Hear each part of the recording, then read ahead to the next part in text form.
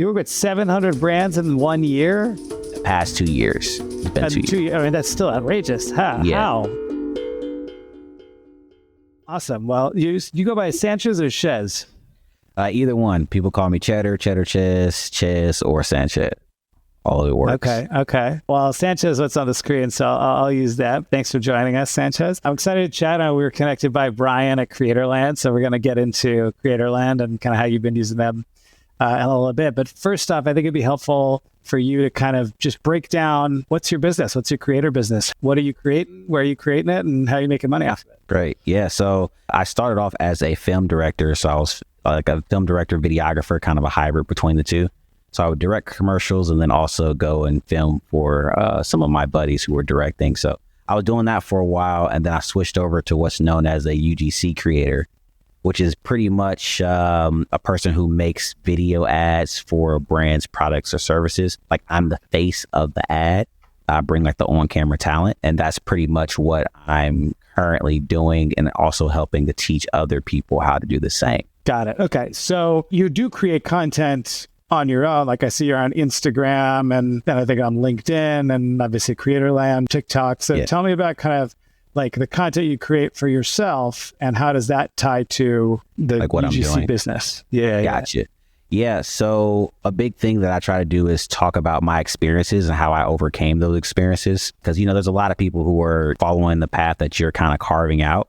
And, they kind of want to learn from people who are like just above them, kind of like what we were just talking about earlier. Instead of like taking advice from like the big dogs, you kind of want to find somebody who's like 1 step, 2 steps above you, because they kind of relate a little bit better. So my thing now is just basically talking about experiences that I've been through growing up, the trauma I've been through with my family as a kid, going through college, being an athlete in college, and then also, being a self-employed creative. And there's a lot of challenges that I've had to overcome. So the content that I make now is more so about using your imagination to achieve the goals that you want, teaching people how to imagine and how to bring that imagination to reality and, construct the lives that they actually want to live. I love that. And how does that then drive your business? It sounds like you have 2 revenue streams. It's getting hired by brands to produce content for them, not necessarily for your socials, but for their socials, their ad campaigns, that kind of thing, right? And then also teaching other creators how they can do that for themselves as their own business.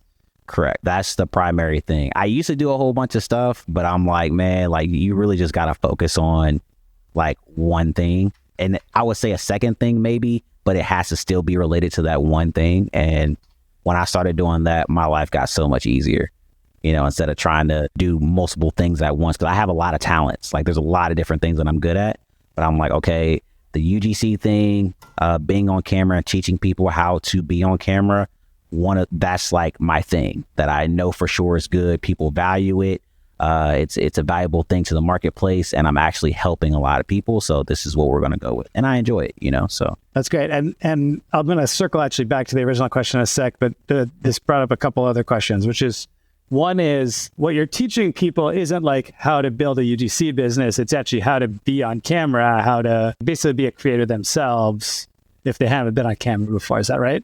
Correct. Or how to even maximize, because a lot of people are trying to be on camera. They just have no idea about film or how to like bring their own personality and tell their own personal stories. At first, I was actually doing like how to be a UGC creator, how to do X, Y, Z. And, I've had little mini successes from that.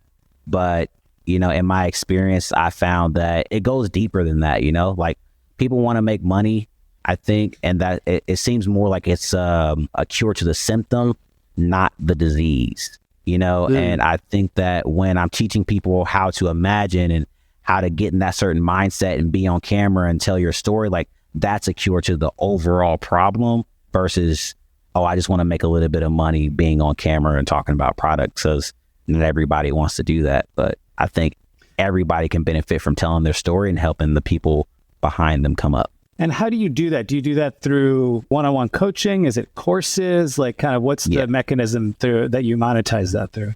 It's one-on-one coaching. I like literally just started, dude.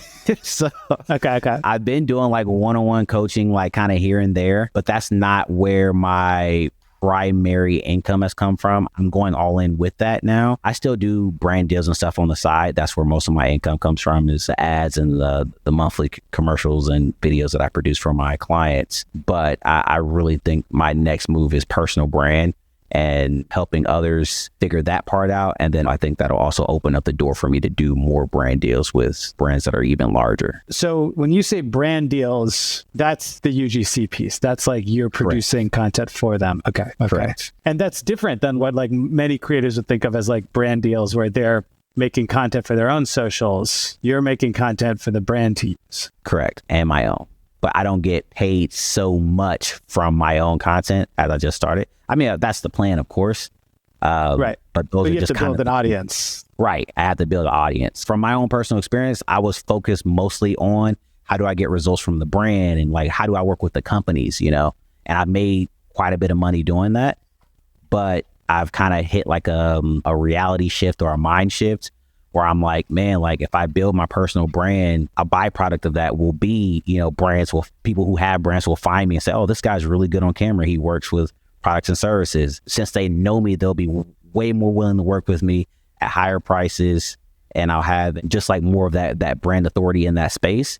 And then I'll also be able to help other people. Cause I mean, that's the thing, like everybody says it all the time, get on TikTok, get on Instagram, get on Facebook, get on YouTube, but nobody really knows how to do that. You know, I really want to tackle that problem. I think I have the skill set to be able to, or at least give it a shot. So I'm just kind of doing those two things at the same time. And I think they go hand in hand. Walk me through the socials that you do have, because I found Instagram, I found LinkedIn, I found TikTok. Sounds like from what you're saying, they're all fairly new. Like you just started kind of building your own social presence. And so before, you were almost like more of a traditional, like almost Hollywood type creator, in that like you're a filmmaker for hire, working jobs in the same way like my neighbor is an AD. He's been waiting for the strikes to end and now is, you know, going to get a job on some film set or TV set. And that's like his job. That's sort of what you were doing. And now you are building your own presence and your own brand on social and leveraging that then to get more work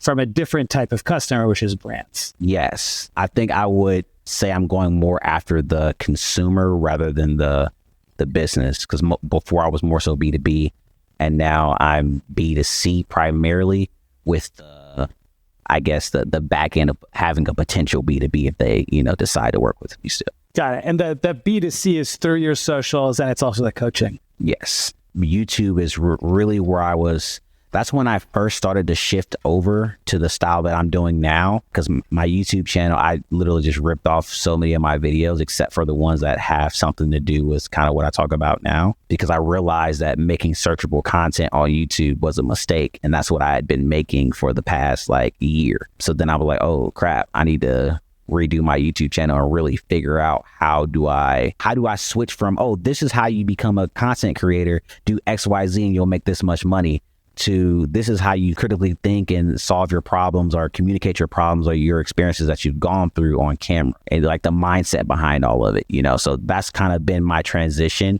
over the past, I would say like 3-4 months. And now I'm starting to really gain footing and figure out how to put my own story out there and create my own content. Got it. What is your YouTube channel? It's Cheddar CHEZ as well. Cheddar CHEZ. Okay, dope. Let's talk about how your like sort of business breaks down in terms of percentages. You've got brand, UGC, you've got coaching. Sounds like those are the two revenue sources. So like from a percentage basis, how would you break those down? Like 99-1.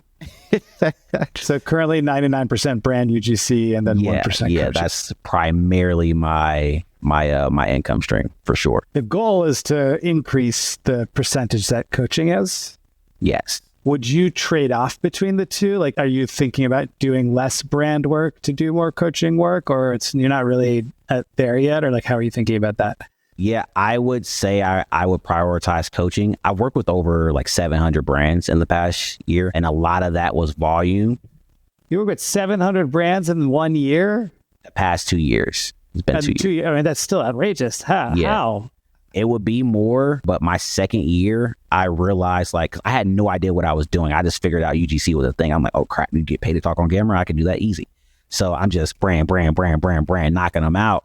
And the second year, I stopped doing so much volume because I realized how much money I could make. And I started focusing on less volume and more quality. So yeah, I was trying to focus on that. And I did, which is this year, the year that we're in right now. So I haven't been doing as much UGC as I was in the previous year. So now I'm like, okay, I'm not doing as much UGC. I'm starting to switch from UGC to the coaching, which is what I was talking about earlier. So it's been like a whole process, dude. Like, it's crazy, but I'm making progress. I'm very curious. So 700, I mean, that's a lot of brands. So can you tell me a bit about how did you source that kind of business? Did the brands come to you? Did you hit them up with their like sort of marketplaces that you were just pinging them on? Like, how did you get all this business? There are third-party apps that I got. There was one particular third-party app called Billo that I got started with. If you guys are hearing that, use my creator code KK1YS.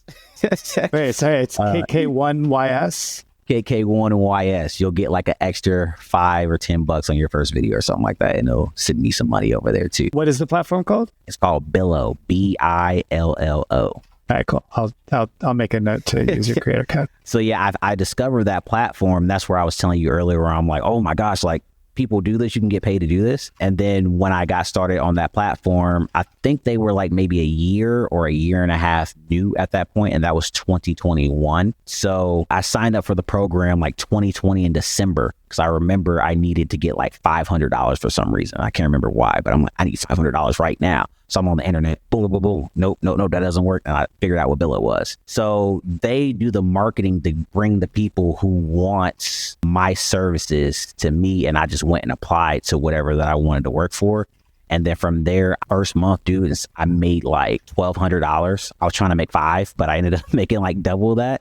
And then from there, it was just like 40 videos a month, 50 videos a month, back to back to back to back to back. And I'm like, dude, this is crazy. I'm just brand after brand after brand after brand after brand. I have videos for my YouTube channel. Then I started making content on my YouTube channel. And then that got me more clients too. So then I discovered somewhere along the way, I discovered it was called UGC, user generated content. And I was like, okay, let me figure out what this actually is, because I have no idea what I'm doing. I'm just talking on camera, like being myself.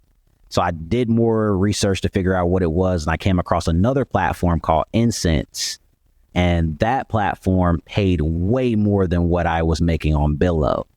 And I was like, oh, snaps. They pay you this much money? But sorry, what's that one called? Like Inador, IN, and then Sense, like your senses. So I came across Incense. For Billo, when you first get started, you're only making like 25 to like $40 a video until you become a premium creator, which I got that in my second month. They were like, hey, you want to be a premium creator? I'm like, sure. So they like triple the price for everything on there. But it's still like not the greatest compared to Incense. You know, I went to Incense and I'm like $300 for one video, $500 for a video, $800 for a video. Where like Billo, you're getting like 70 as a premium creator if you want to do like a 15-second video, right? So I'm on Incense and I'm like, man, this is crazy. And I like start finding other UGC creators.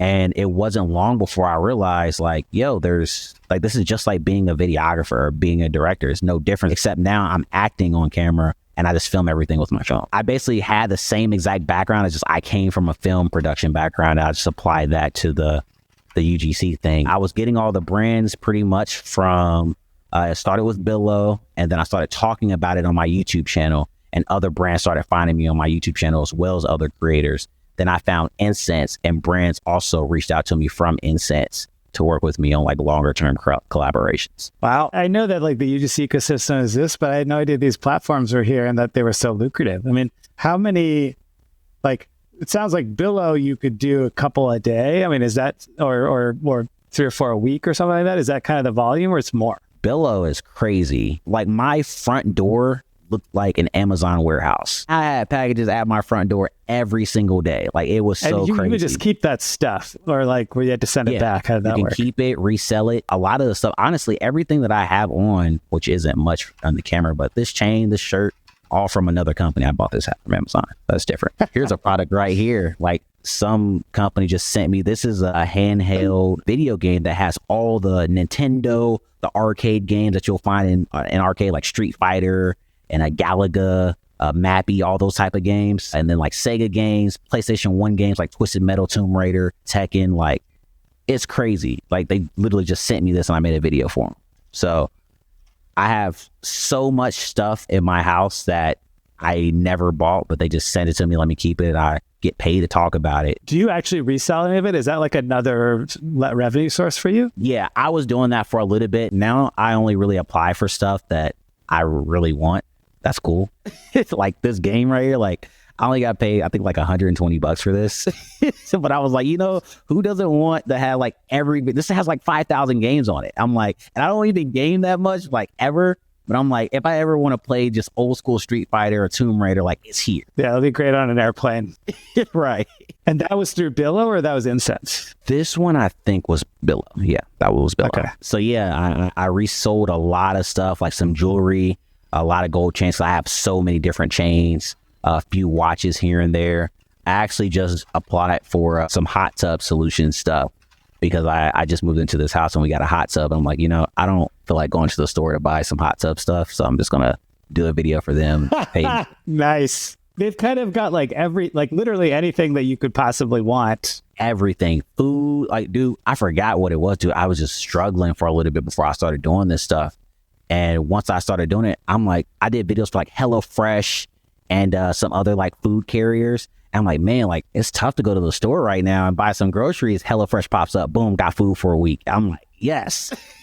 So like I'm getting paid to like grocery shop and get like protein bars and all these snacks, cookies and stuff. I'm like, dude, this is so crazy. So yeah, it was a life-changing thing for me, man, when I figured out what Billo was. That's amazing. How does the volume pick up? Like, how do they know they want to work with you? I imagine there's a bunch of people on the platforms. Like, is it like, the brand leaves you a rating like with like Uber, or is it like, or Airbnb or whatever? Or is it like your work is posted there and so they like watch it? How do you showcase that you're the one that they should pick? Or are they picking a ton of different people and then just picking whichever piece of content they want? Right. So there's more platforms than just Billo and Incense, by the way. Those are just the two that I use just because I've had the most success with those two. But pretty much how it works is with Billo, and I think even Incense too, but especially Billo, you start off with a pitch video.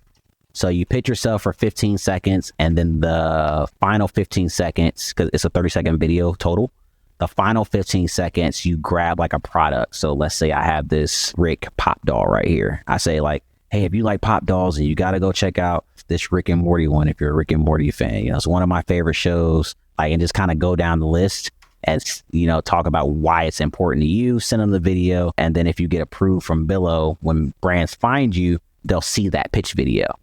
And if you've already had examples of videos that you've done with other brands, I think they can see those too, because sometimes they've like messaged me and say, hey, we love all your other videos. So that's pretty much how they're able to determine if they want to work with you or not. It's fascinating. And then over time, is there something that makes you more and more credible to them over time? Or like you have to do the pitch for every single brand? No, you make the pitch one time. That's just on your profile. Okay. You have the pitch on your profile, but like, is it, the more of these that you do, the more credible you become in some way? And so the more you do, the more business you get kind of thing? Yeah.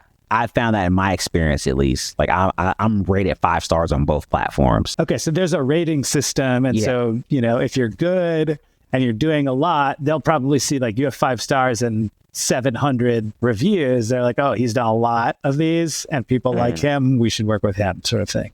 Yeah, it's actually kind of crazy. So on Billo, my response time is like 30%. Like to be on time to get the videos back, because like I just have so many other clients that like sometimes I forget about my Billo stuff, so my upload time has like gone down, and it has not affected me getting clients at all.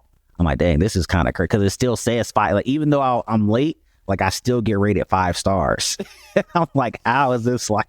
They like the content you deliver. I'll take it. But no, a part of that is also just communicating with brands and stuff. And usually everybody's pretty cool, if you got something going on and stuff. But that's pretty much what it is. You do a lot of videos, people rate you, make sure you try to make it the best experience and do really good on the video, and you'll get a lot of people sending you stuff. And so usually the next thing I would go through is like your different socials, like Instagram and LinkedIn, TikTok, YouTube. I'd be like, how does your revenue break down coming from these socials? But the reality is like your revenue doesn't come from these socials. Correct. Not yet. That's fascinating. It's come from my socials, but not enough for me to, be on a podcast and say like, yeah, I'm making revenue from my socials. that would just be untrue. But it's been enough for me to take a really hard swing at it and say, I should probably, because a lot of people are like, dude, like, I need your help. Like, how do I talk about what I need to talk about on camera for my business? What camera do I use? Even some of my YouTube comments on some of the videos that I posted, and like people ask me a lot of stuff, and I've helped a lot of people, and some people have,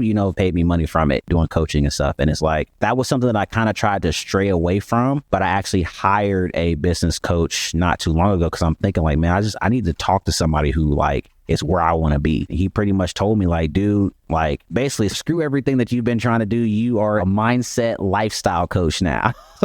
I'm like, oh crap. I'm like, all right, man. So I'm kind of just going that route. And if I truly didn't believe that I could help people with this type of stuff, then I wouldn't even take a swing at it. But there's been enough interest for people to start, asking me a lot of questions and for me to like actually go and provide value to these people. So going forward. Okay. So that 1% that's coaching, what social platforms is that coming from? Is that Creatorland? Is that Instagram, LinkedIn? Instagram.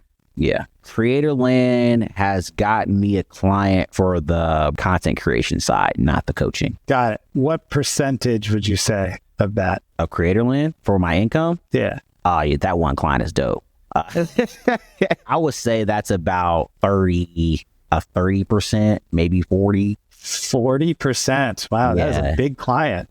Yeah, he's huge. I was talking to him for a while, and he wanted me to do videos for him, but I was talking to him more, and I figured out he actually needed something that was a little bit more valuable than that, and I could help him more. So instead of just paying me to do videos, he pays me now to kind of just help him get people to create the videos and stuff for him. So I kind of help manage and edit and deliver all the content back to him for his platform. Cool. This is great. So can you tell me a bit more about like why you signed up for Creatorland and like how you found it, like kind of what's the value for you? Yeah. So I'm a creator, if you have picked that up so far. So I'm always like creative platforms or creative things always have like that'll catch my attention faster than anything else because I like talking to creatives and exchanging information with other creative people. And I think I came across Creatorland from LinkedIn. I think it was Brian that did reach out to me or somebody who's close to Brian. Creatorland is like LinkedIn, but it's for creative purposes only, I'm pretty sure. That's how I would describe it. Brian, don't kick me in the face if that's wrong, sorry. But yeah, it's a great platform. And once he hit me up on LinkedIn, I signed up for the platform and it was fairly new once I got on there. But now I think they're starting to make like very, very great strides and like getting more creators on the platform. One of the reasons why I really wanted to sign up for it was I know he wanted to get more brands on the platform. So that would give me more access to brands, but it was also going to be really good for me because there's more creators on there. I know that if I am connected with more creators, then, if I'm working with brands and brands have an issue and it's like, oh, well, we don't know how to solve this issue. We don't have anybody to solve this issue. Well, who's the guy that knows all the creators? CHEDDAR CHEZ. And I can solve problems way more effectively and way more efficiently if I have access to more creators. So once I figure that out, I'm like, yeah, Creatorland is probably where I need to be. And even currently right now, I have like so many messages I have to go through and develop those relationships with people. So it's a great platform. Sounds like I need to get on it. Yes. Okay, awesome. I saw you have a website, Infinite Sanchez. Yeah. Tell me about that. Like, what do you use? What's it for? That's for your coaching? That is for the content creation for the brands and businesses. Yeah, I was at a standstill trying to figure out how do I brand myself because I have CHEDDAR CHEZ and I have Infinite Sanchez. That's what was kind of like killing me for so long. Like, how do I put out content? Because I'm like, do I do it for my personal brand or my business? And when I hired the business coach, he's like, forget all the business stuff, consumer. So I'm like, all right, fine, we'll do consumer.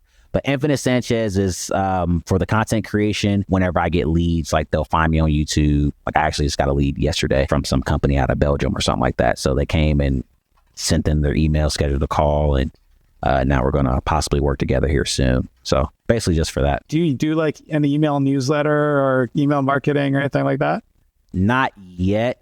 I'm not sure at what point I should start something like that, just because I am in the process of doing more personal brand stuff, but that could for sure be a thing. I mean, even right now, I post quotes every day on my Instagram. So maybe I should turn that into a newsletter. Maybe, yeah. Remind me, what was the company that did your website? I made it myself. Oh, you made it yourself. Sorry, what platform did you use? I want to say it's called go high level. Okay. What do you use for payment processing? So I started off using Stripe, PayPal for like Billo and Incense, and then Stripe for my own personal clients. But then I signed up for a bank for creators or like a self-employed, like entrepreneurs or something like that, called Novo Banking. Now I primarily invoice my clients through that, and they just send the money directly to my bank versus going through Stripe, paying the Stripe fees, and then coming to my accounts. And so Novo doesn't take fees like that?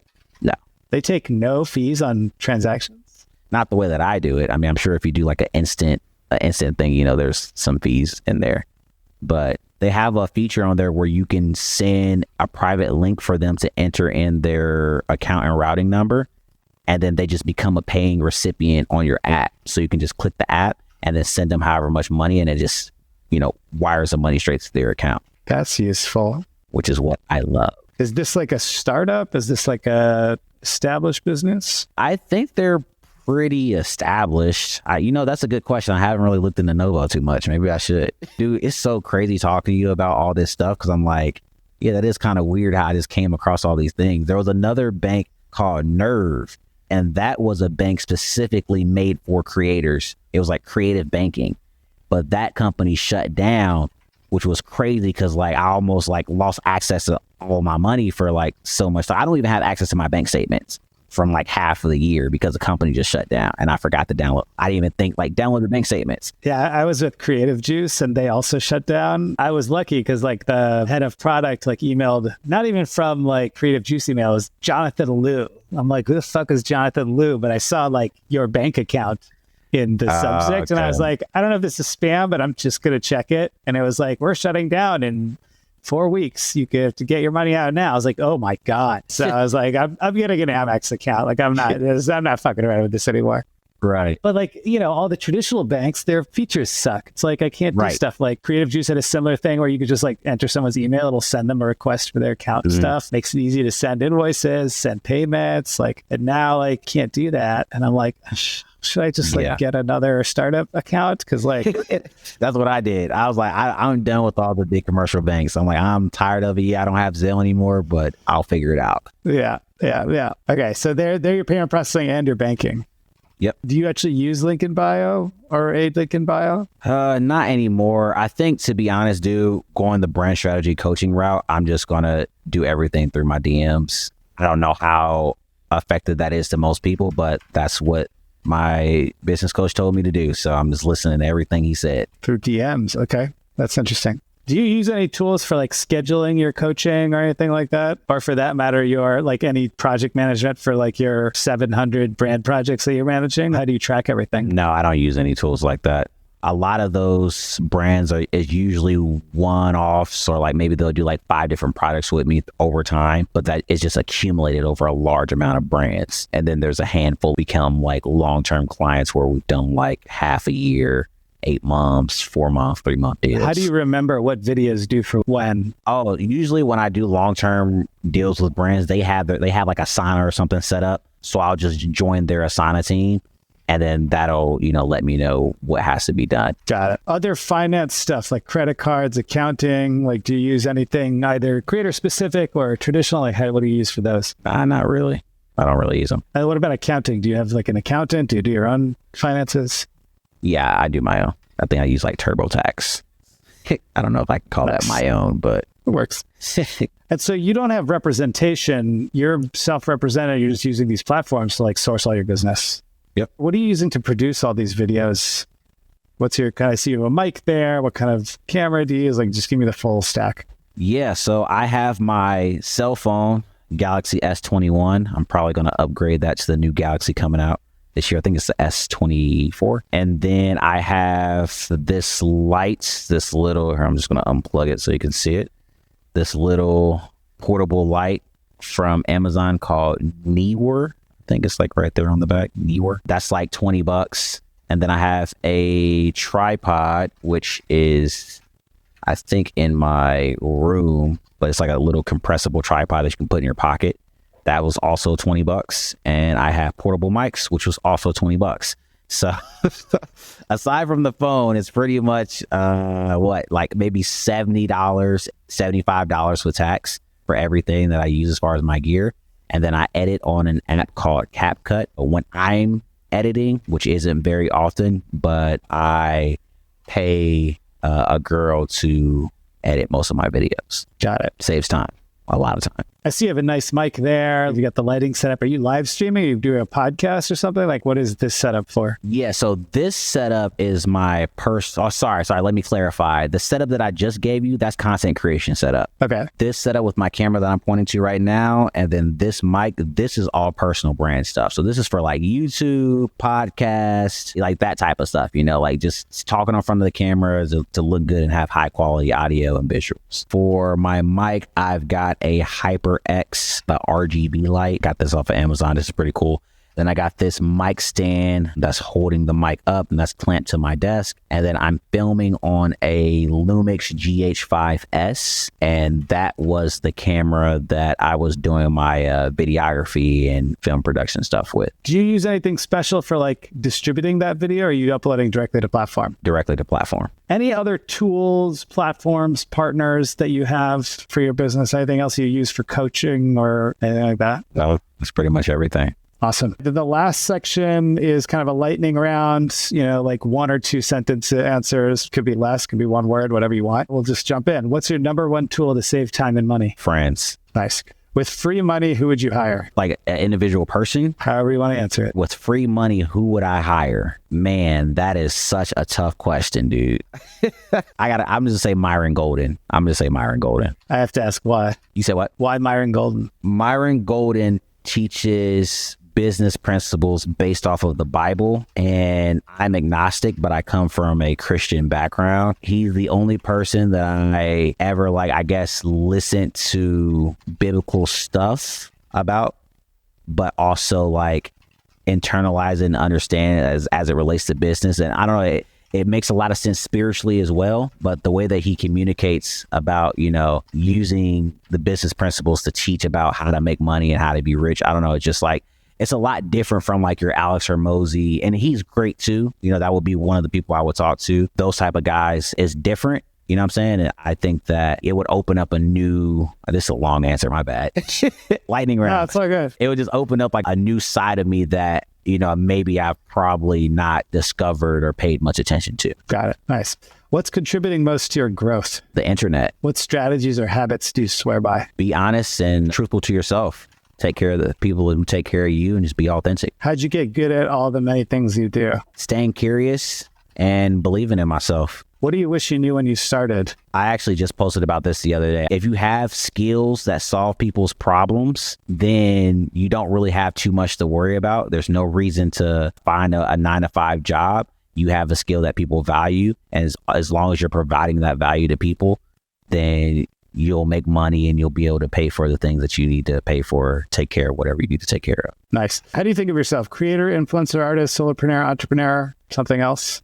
Artist. Who influences you as a creator? A lot of people. I would say the top 2 is probably between Childish Gambino, real name is Donald Glover, if you don't know who he is, and Kanye West. But it's a lot of people, man. Like I don't want to go into a long rant again. My bad. I keep forgetting this is lightning round.